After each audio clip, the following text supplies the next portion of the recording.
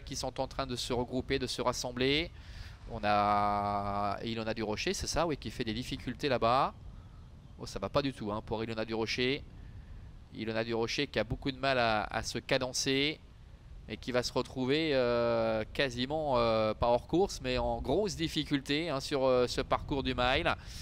Les voilà qui s'élancent avec Ilona du Rocher, donc auteur d'un départ catastrophique. On voit également une faute de Jack Love Blue également qui rétrograde, et la favorite Crapule de Colmine qui est partie convenablement, qui est en 4e position. Le premier tournant avec à l'extérieur qui a les écus, qui a pris un départ canon, qui va pouvoir s'installer en tête devant Latifo, avec en 3e position numéro 3 Jardy des Aris avec son écharpe. La 4e place en retrait pour la favorite Crapule de Colmine qui est à la corde. Devant encore le numéro 7 Chiara Ducopy avec Kimchi D'Eliott qui est en train de se rapprocher là-bas à l'extérieur, qui va pouvoir prendre... Oh, Ketoyalo! Faute de Kimchi D'Eliott. Est-ce que John Sedou va pouvoir le remettre? Peut-être. Non, il retombe dans sa faute. Ça va être compliqué pour Kimchi D'Eliott. Bientôt le milieu de la ligne en face avec Jardy des Aris qui prend maintenant les commandes. Au dépend de Kéa des Écus avec Latifo qui est 3e. La favorite Crapule de Colmine est en 4e position avec un peloton qui est vraiment étiré. Et puis on voit Kimchi D'Eliott qui, après sa faute au début de la ligne en face, est en train de revenir.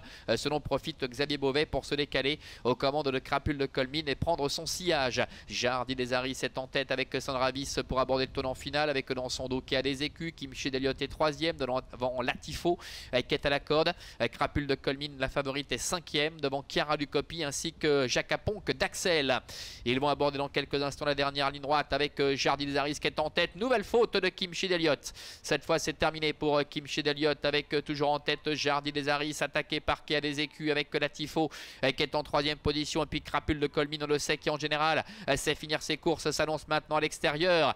Crapule de Colmine, la favorite, avec Kéa des Écus qui hésite. En dedans nous avons également Jardy des Aris qui plafonne et Latifo qui refait un petit peu de terrain, mais Crapule de Colmine ne rencontre pas la moindre opposition avec Xavier Beauvais.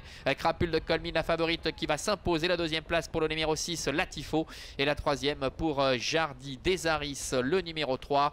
Quant au numéro 8 Kéa des Écus, elle termine au 4e rang.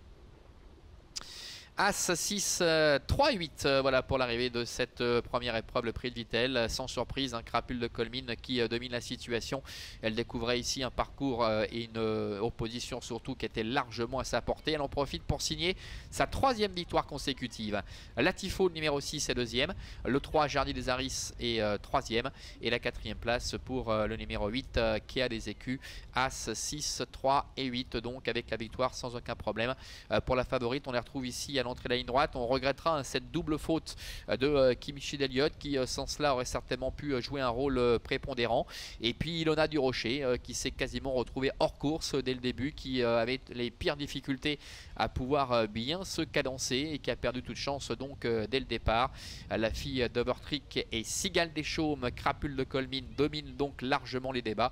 Et puis Latifo, qui était le seul 3 ans au départ de cette épreuve, termine bon 2e devant Jardy des Aris qui, bien que ferré aujourd'hui, contrairement à sa dernière tentative, eh bien renouvelle une bonne performance en se classant 3e.